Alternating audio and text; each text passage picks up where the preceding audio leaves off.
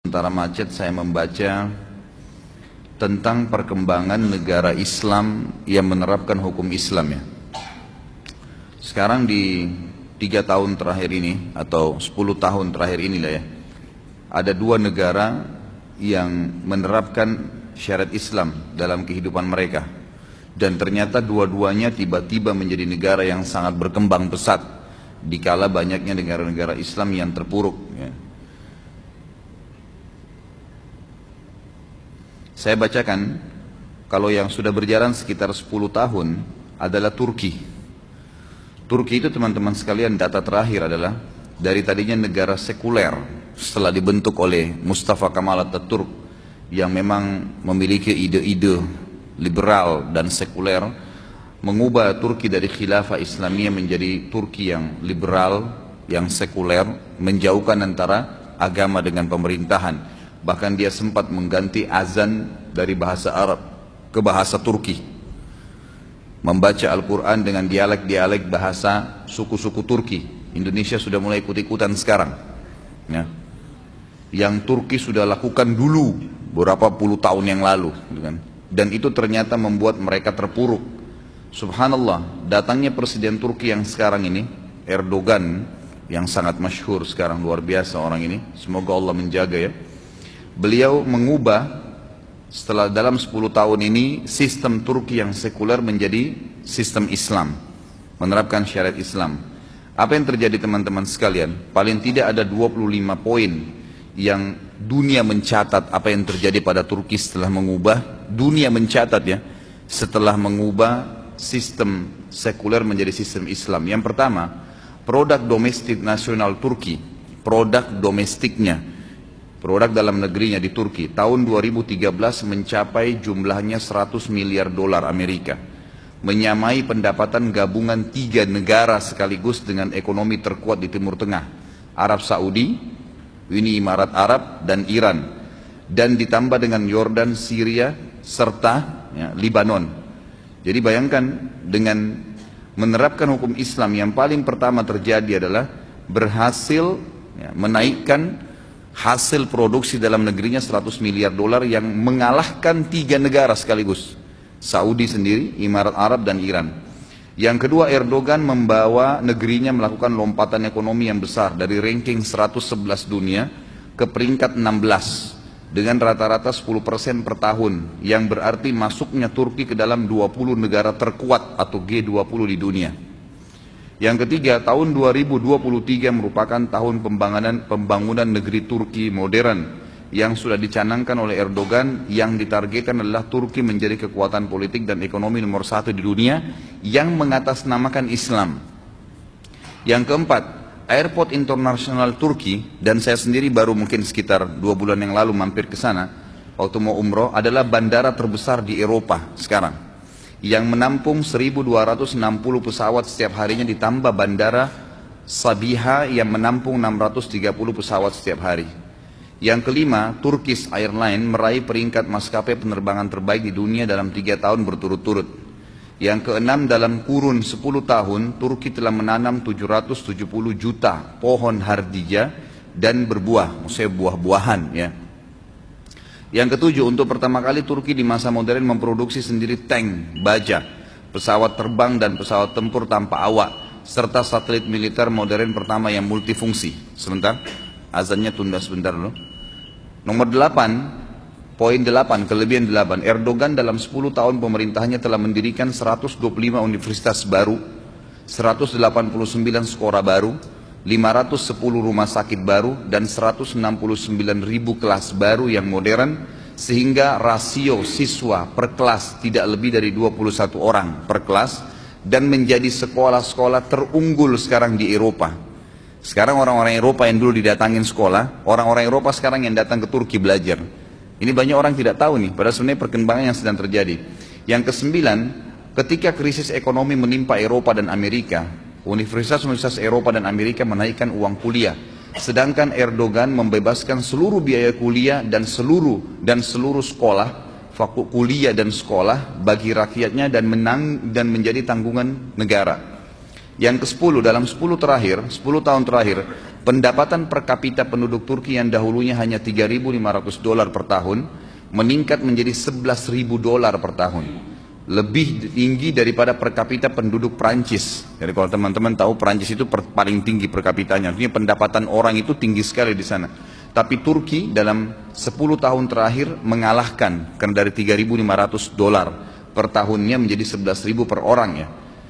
Dari per kapita, dan Erdogan menaikkan nilai tukar uang Turki menjadi 30 kali lipat. Dulunya rendah, sekarang menjadi naik. Yang ke-11 di Turki, negara sedang mengupayakan dengan sungguh-sungguh membiayai 300.000 ilmuwan melakukan penelitian ilmiah untuk menuju tahun 2023. Jadi dalam slogan yang diangkat sekarang sama Erdogan ini, tahun 2023 atau 2025, Turki sudah harus kembali seperti dulu, menguasai dunia dengan sistem Islam. Yang ke-12, di antara keberhasilan politik terbesar Turki adalah keberhasilan Erdogan mendamaikan dua bagian Siprus yang bertikai. Ia juga melakukan pembahasan damai dengan Partai Buruh Kurdistan untuk menghentikan pertumpahan darah dan meminta maaf kepada Armenia, sehingga menyelesaikan permasalahan yang sudah menggantung selama 6 dasawarsa. Yang ke-13, di Turki, gaji dan upah meningkat mencapai 300%. Dan gaji pegawai baru meningkat dari 340 lira Turki menjadi 957 lira, dan jumlah pencari kerja menurun dari 38% menjadi 2%. 14, di Turki anggaran pendidikan dan kesehatan mengungguli anggaran pertahanan dan gaji guru sebesar gaji dokter. Ke-15, di Turki telah dibangun 35.000 laboratorium IT dan database modern yang melatih pemuda-pemuda Turki. Yang ke-16, Erdogan juga menutupi defisit anggaran yang mencapai 47 miliar dolar. Sebelumnya, cicilan terakhir hutang Turki ke IMF adalah 300 juta dolar pada Juli lalu. Bahkan Turki sempat sekarang ini meminjamkan IMF ya, yang sudah jelek namanya sebesar 5 miliar dolar. Dulu Turki utang, lunas semua utangnya, sekarang dia yang pinjamkan IMF 5 miliar dolar. Di samping itu Erdogan juga menambah cadangan devisa negara sebesar 100 miliar dolar. 17, 10 tahun terakhir ekspor Turki hanya 23 miliar dolar ekspor dari luar. Ekspor di luar. Sekarang meningkat, tadinya cuma 23 miliar dolar, sekarang meningkat jadi 153 miliar dolar, mencapai 190 negara. Yang paling banyak adalah mobil. Jadi semua mobil di Eropa dan banyak juga dimasukkan di Indonesia sekarang atau di Asia Tenggara itu diproduksi di Turki. Dan saya tanya sendiri orang Turki kemarin, memang statementnya seperti itu. Yang paling banyak adalah mobil, yang kedua peralatan elektronik. Setiap 3 perangkat elektronik di Eropa, satunya produk Turki. 18, pemerintahan Erdogan sekarang mengawali pengelolaan sampah menjadi pembangkit tenaga listrik yang digunakan oleh sepertiga penduduk Turki, dan energi listrik sudah dinikmati 98% penduduk Turki. 19, Erdogan pernah duduk berhadapan dengan seorang anak perempuan yang usianya masih 12 tahun, tampil dalam siaran langsung televisi, berdebat dan berdiskusi tentang pembangunan Turki masa depan. Beliau menghormati kecerdasan dan semangat anak tersebut, sekaligus beliau mendidik anak-anak Turki agar terbiasa untuk memikirkan tentang masa depan Turki. Ke-20, Erdogan adalah musuh, ya, dikatakan, disebarkan berita Erdogan adalah teman Israel. Padahal sebenarnya Erdogan adalah musuh dari Israel. Bahkan Erdogan telah memberikan tamparan keras kepada Israel, dan dia telah memaksa Israel meminta maaf karena kasus kapal Marmara. Ada laut Marmara di Turki, itu pernah ditembak oleh orang Israel, maka dia memaksa. Dan Turki mengatakan peminta maafan tersebut akan diterima kalau mereka mencabut embargo Gaza, ya, sampai kalau tidak maka tidak diberikan maaf, gitu kan? Kalau tidak maka terjadi peperangan, diserang Israel.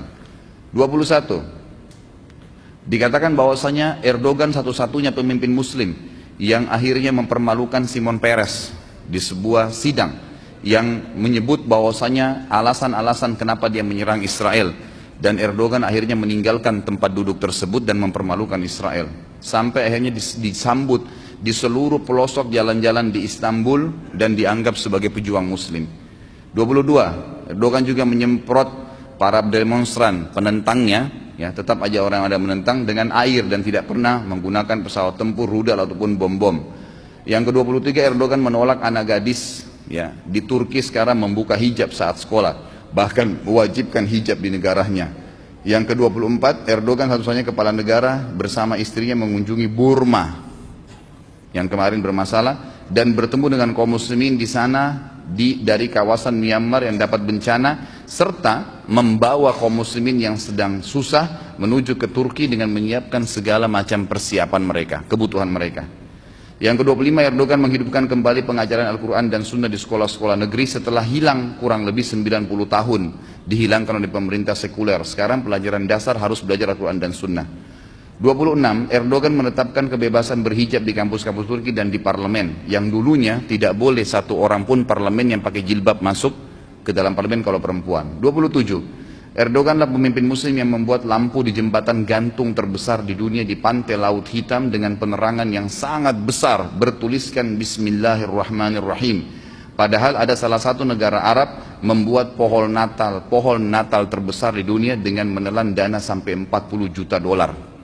Erdogan 28 mengembalikan pembelajaran bahasa Utsmaniyah yang berhuruf Arab di sekolah-sekolah negeri. Dan yang terakhir adalah 29, Erdogan melepas pawai 10.000 anak-anak muslim yang berumur 7 tahun di jalan-jalan Istanbul dengan penuh bangga. Anak-anak tersebut akan memulai kewajiban sholat berjamaah dan menghafal Al-Quran setiap harinya. Negara yang kedua teman-teman sekalian adalah Brunei yang terdekat. Begitu disiarkan bahwasanya Brunei menerapkan hukum Islam, maka ditemukan kembali kiang-kiang minyak yang jumlahnya bisa berjumlah 70 kali lipat dari apa yang dimiliki sebelumnya. Baru diniatkan, baru diterapkan, sudah Allah bukain. Bagaimana dengan Indonesia?